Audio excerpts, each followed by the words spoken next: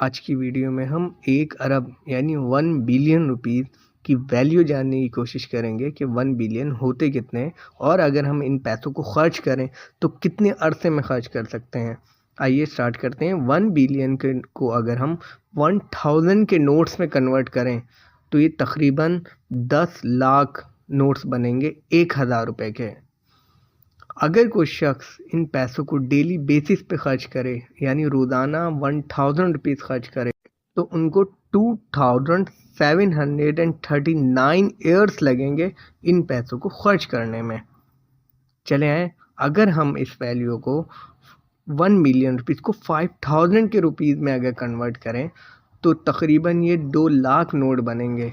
और अगर कोई शख्स डेली बेसिस पे 5000 का एक नोट खर्च करे तो और तकरीबन 547 ईयर्स तक उन 5000 के नोट को डेली खर्च करेगा, तब कहीं जाके ये 1 बिलियन रुपीज़ खर्च होंगे।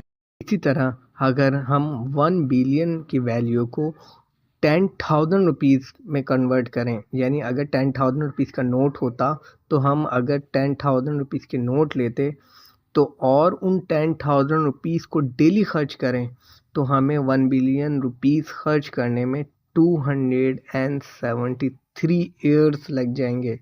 यानी कि बताने का मकसद यह है कि 1 बिलियन रुपीज़ इतनी बड़ी वैल्यू होती है।